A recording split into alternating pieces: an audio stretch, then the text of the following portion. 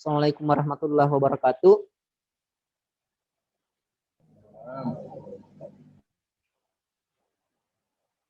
Ya, selamat malam teman-teman sekalian. Semoga kita dalam keadaan sehat. Waalaikumsalam warahmatullahi wabarakatuh. Alhamdulillahirrahmanirrahim. Alhamdulillahirrahmanirrahim. Segala puji bagi Allah, Tuhan semesta alam. Salawat dan salam, mari sama-sama kita kirimkan kepada junjungan kita, Rasulullah Sallallahu Alaihi Wasallam, beserta dengan keluarga beliau yang suci, keturunan beliau, dan para sahabat beliau yang setia bersama-sama beliau memperjuangkan agar agama ilahi ditegakkan di bumi ini. Sebelum kita mulai, mari kita juga mengirimkan Al-Fatihah dan salawat kepada almarhum Syekh Ali Jaber, salah satu guru. Mungkin secara tidak langsung kita lihat ceramahnya mungkin atau videonya di sosial media ya.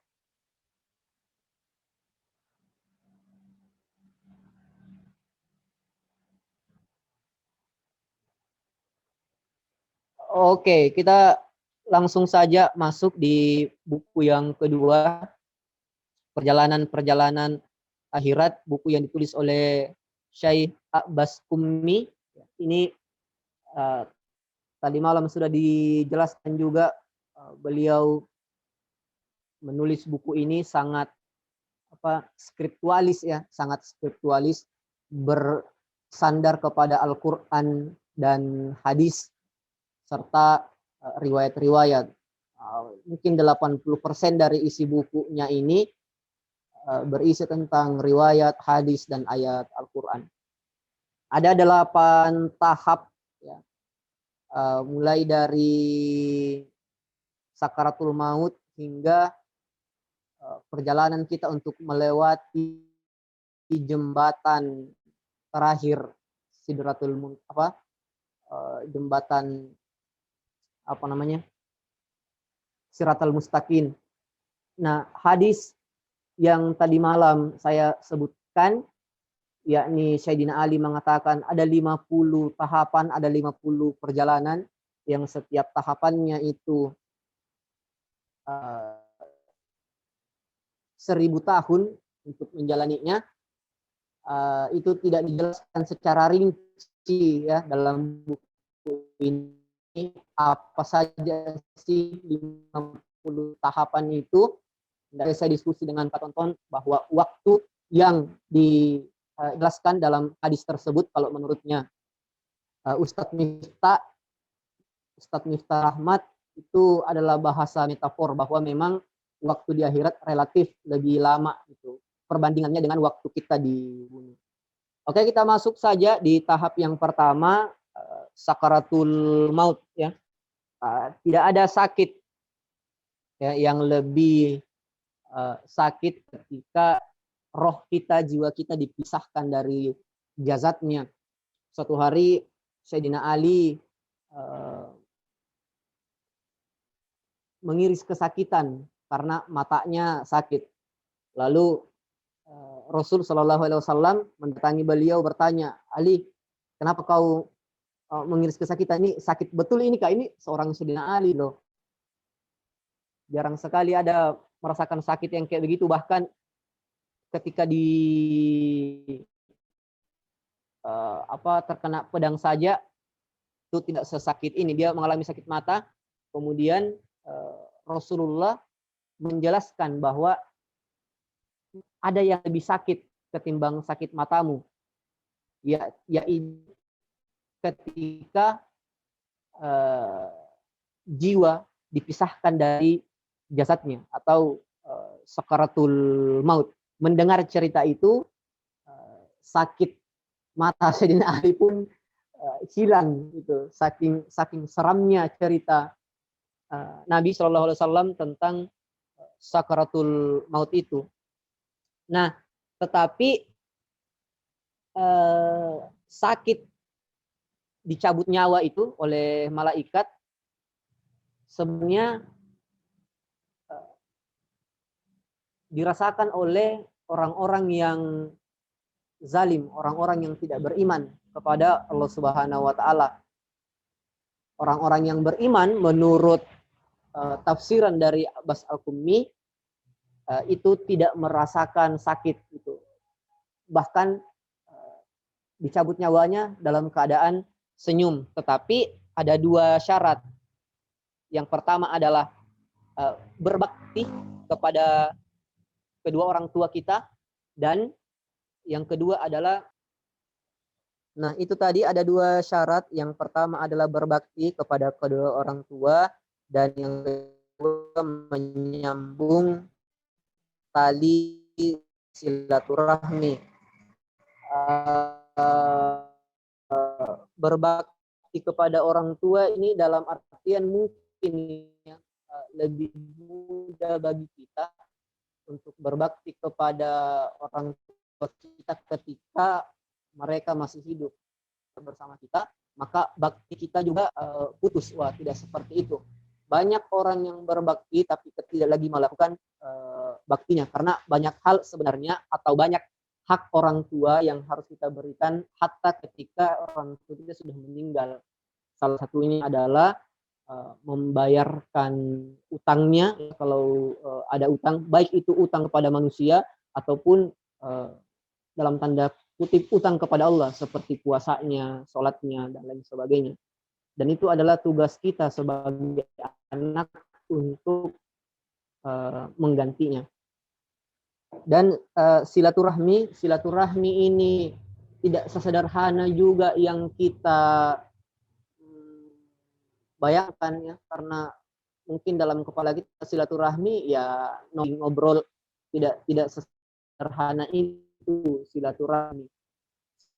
Silaturahmi ya berdasarkan yang sangat sering kita tusukkan kebaikan kepada hati orang lain, memasukkan kebaikan kepada hati orang lain. Yang kedua, alam kubur. Nah ini nih yang tadi malam menjadi sedikit perdebatan mengenai pertanyaannya Dinda Melki nih. Nah, kubur orang yang fasik, kubur orang-orang yang zalim itu pasti sempit, gelap, dan menakutkan. Tapi sebaliknya, tahapan yang kedua adalah alam kubur. Ya, tadi sudah saya menjelaskan, orang-orang yang zalim, kuburnya itu akan gelap dan sempit. Sebaliknya, kalau semenjak dia hidup di dunia melakukan kebaikan, maka kuburnya akan terang, bercahaya. Gitu. Nah, ada satu riwayat ini diriwayatkan oleh Imam Ja'far Shadiq. Imam Ja'far Shadiq adalah salah satu dari 12 manusia suci keturunan Rasulullah SAW. Beliau meriwayatkan bahwa ada 6 wajah yang akan menemani kita dalam kubur. Ada 6 wajah. Nah, di antara 6 wajah ini ya, ada satu wajah yang sangat bercahaya, yang cahayanya melebihi 5 wajah tersebut. Yang pertama adalah yang akan menemani kita, yang pertama adalah sholat kita kayak gimana, kemudian sedekah kita seperti apa, kemudian puasa, ya, yang keempat ibadah haji kita atau umroh, yang kelima adalah bagaimana perilaku baik kita terhadap sesama. Itu 5, dan yang paling bercahaya di antara semua itu yang akan menemani kita dalam kubur adalah kecintaan kita kepada Rasulullah beserta dengan keluarganya. Sejauh apa kita mencintai, sejauh apa kita mengenali beliau dan meneladani mereka. Berikutnya adalah alam barzakh. Ya. Alam barzakh salah satu definisinya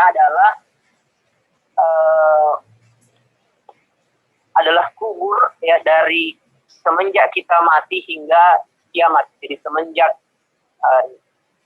nyawa kita dicabut hingga kiamat. Nah, ini juga sudah dijelaskan sih panjang lebar sama Kak Tonton bahwa orang yang mati pertama, manusia yang pertama mati, dan ataupun manusia yang terakhir mati itu akan berkumpul di alam barzah kita. Nah, di alam ini tidak ada lagi upaya, tidak ada lagi usaha-usaha kita untuk menambah amal kebaikan kita, kecuali kita hanya berharap kepada keluarga kita.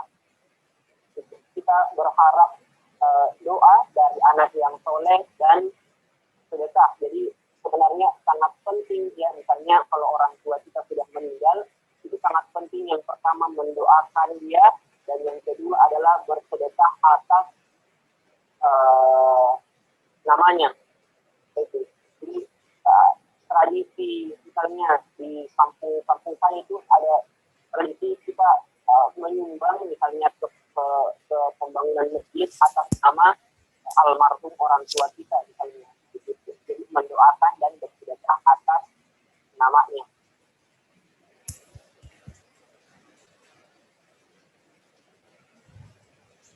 Ya, banyak riwayat ya, banyak hadis yang menjelaskan seperti apa kejadian pada hari kebangkitan ini. Masih dari Imam Ja'far Shadiq, beliau meriwayatkan bahwa manusia akan dibangkitkan dalam keadaan lapar, dalam keadaan telanjang kaki, ya, dalam keadaan haus. Bahkan ada yang mengatakan bahwa tangannya itu diikat ke lehernya. Nah, lagi-lagi ternyata itu hanya berlaku bagi orang-orang yang zalim, orang-orang yang tidak menjalankan perintah Allah Subhanahu wa Ta'ala. Nah, kalau tadi kan penjelasan dari bukunya Desi sebenarnya adalah perjalanan fisik ya, perjalanan para pesulung untuk mengumpulkan amal jariah mereka. Jadi ini sangat relevan sih sebenarnya buku yang tadi dijelaskan sama Desi dengan buku yang saya sekarang. Persiapan untuk sampai kepada perjalanan menuju akhirat ini. Nah, lalu apakah tidak ada amalan-amalan gitu yang bisa kita lakukan agar terhindar siksaan di hari kebangkitan ini? Ternyata ada. Yang pertama adalah ini juga masih diriwayatkan oleh Imam Ja'far Shadiq, dan memang ini penulisnya banyak mengambil riwayat dari Ja'far. Yang pertama adalah mengobati kepedihan hati orang lain. Ada orang yang sedih, ada orang yang lagi gundah, berikan bantuan kita kepadanya seikhlasnya. Ya, kalaupun misalnya kita tidak bisa memberikan bantuan berupa fisik, bisa diberikan bantuan berupa dukungan, ya, atau mungkin masukan, atau bahkan doa. Gitu. Dan yang kedua adalah memberikan pakaian bagi orang miskin yang kedinginan ataupun orang yang kepanasan, begitu. Orang-orang miskin yang tidak punya pakaian, kemudian kedinginan, itu juga tidak bantu sebagai amalan untuk terhindar dari siksaan di hari kebangkitan ini. Berikutnya adalah timbangan amal. Nah, di sini akan ditimbang antara amal kebaikan kita dengan amal keburukan kita, mana yang lebih mana yang lebih berat gitu. Nah, tentu pertanyaan besarnya adalah seberapa yakin sih kita bahwa amalan-amalan kita itu tidak pasti lebih berat ketimbang perilaku buruk kita. Kalau katanya Sayyidina Ali, orang yang baik adalah ia yang merasa buruk. Sebaliknya orang yang merasa baik, nah itu orang yang buruk sebenarnya. Sehingga keliru sih menurutku kalau ada yang mengatakan ya perilaku itu kan sudah baik, sudah lebih banyak yang pasti amalkan kebaikan daripada keburukan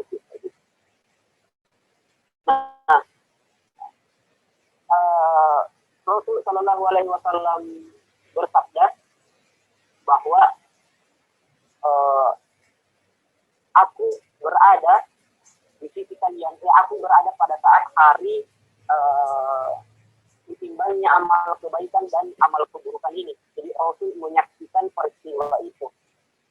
Kemudian ini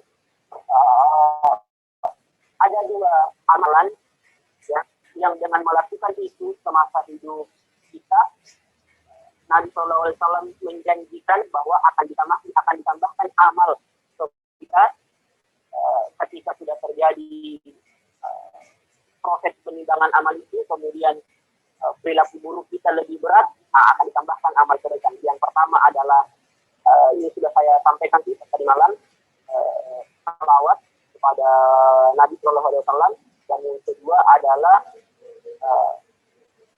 silaturahmi atau beramal berakhlak baik.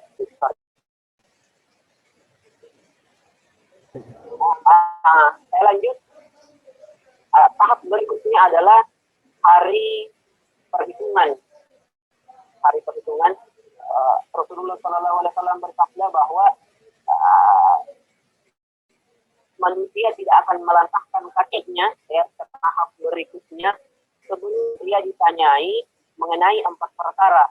Nah, ini juga bukan pertama kalinya ya kita perdengarkan di resensi ini, juga sudah sering dikutip sama keseringan Kak Tonton ya, yang lebih banyak ngutip. Semua amal kita diperhitungkan.